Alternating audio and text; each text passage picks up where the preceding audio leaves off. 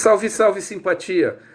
Hoje vamos retomar a análise de jornais, utilizando aquela proposta de centrar a discussão nos elementos da linguagem jornalística, foto e legendas.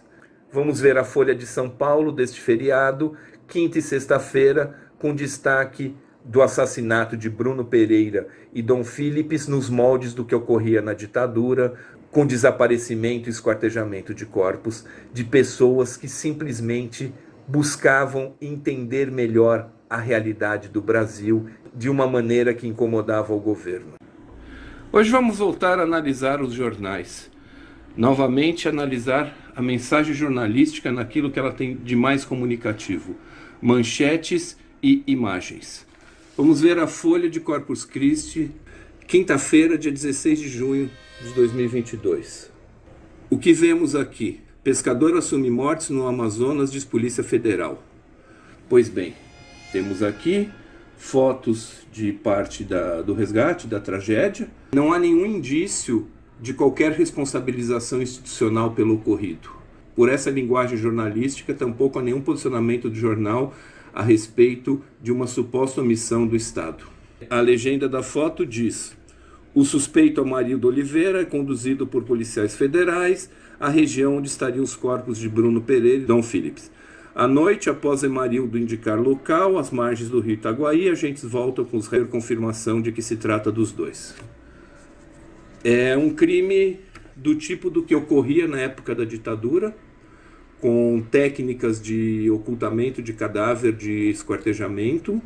Isso não é ocasional. Na nossa tradicional análise de imagens, vemos aqui uma matriosca feita pelo jornal, fazendo menção àquela frase do presidente, que foi objeto do último vídeo aqui do canal. Aqui é a primeira vez que aparece o nome do presidente, reforçando uma das afirmações que ele fez na época do desaparecimento. É importante dizer que isso não é nem positivo nem negativo, na medida em que simplesmente opera como ressonância à própria frase do presidente. E a foto diz: ato cobre investigação desaparecimento de Dom e Bruno em Brasília. E prestem atenção num detalhe muito importante, que é o uso de máscaras por dois ativistas, mas com um índio em destaque sem máscara. A escolha dessa foto não é gratuita. Novamente, na página par, ao pé de página, num segundo plano, aparece Lula junto com Alckmin. É importante notar que essa notícia do Lula está logo abaixo de qual? De que Bolsonaro lidera ranking da popularidade digital. A gente pode ver pelo layout de distribuição da notícia do jornal a quem eles dão mais ou menor importância. Novamente temos uma foto do Lula.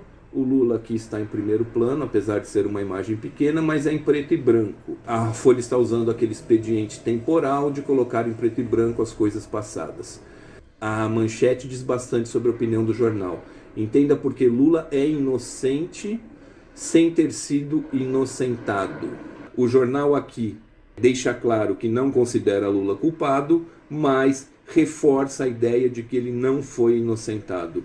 E na página que continua o tema, diz: documentário sobre Lava Jato tem visão parcial e ponta solta. Ou seja, afinal o Lula não era tão inocente assim, ou ele não foi tão inocentado. Na parte econômica, vamos passar rapidamente. O importante de tudo isso é entender que em nenhum momento é feita qualquer menção à política econômica atual ou aos seus responsáveis. Os fatos são soltos, eles acontecem por acaso. Vamos ver o jornal da sexta-feira. Sexta-feira, 17 de junho. Alguns dos fatos relacionados ao Dom Philips e ao Bruno Pereira já avançaram. Apuração de mortes no Amazonas, ainda não vê um mandante. Reforça a linha editorial que a Folha adotou no dia anterior. Petrobras nega pedido para assegurar seus reajustes, como se a Petrobras fosse um ente independente do governo federal, como se seus executivos principais não dependessem de indicação do governo. E aqui uma palhinha internacional dizendo: o regime de Cuba acabou e o opositor não vive só nos Estados Unidos. Eu imagino que se o regime cubano tivesse acabado, isso seria manchete em todos os grandes jornais da imprensa ocidental. Não é o caso. Na página do editorial, o jornal aí sim toma partido, modificando a bandeira do Brasil com os dizeres "não seja mal visto" em função da repercussão negativa internacional do ocorrido, e um editorial aí sim explicitamente atribuindo responsabilidades. Note-se que isso ocorre um dia depois da divulgação do ocorrido. É uma postura tardia, mas que finalmente indica um posicionamento do jornal. No dia anterior, para que a gente compare, o editorial voltava a dar entidade à discussão das urnas.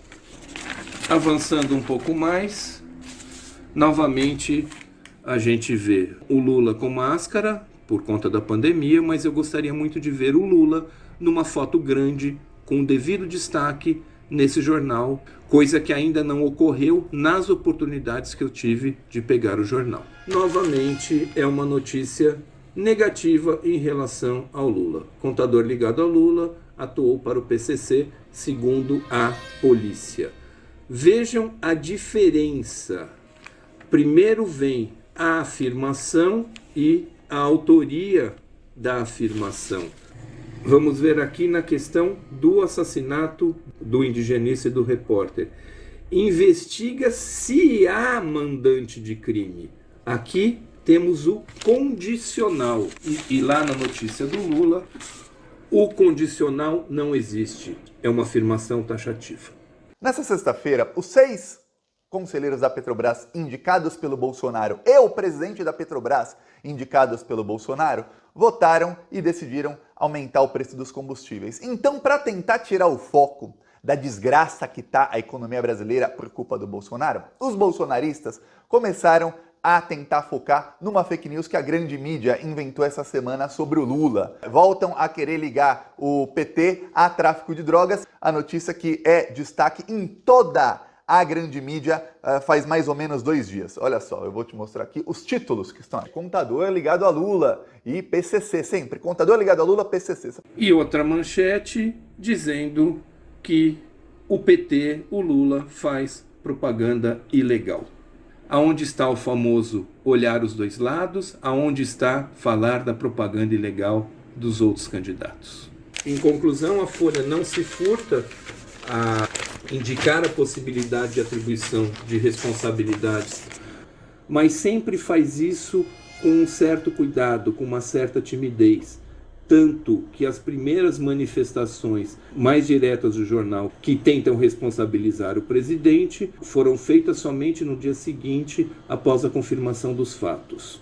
E nos 2 dias a gente nota uma postura igualmente tímida em relação ao Lula, sem o devido destaque e sempre com uma linguagem subliminar que faz com que paire sempre alguma dúvida a respeito das boas intenções e do caráter do Lula.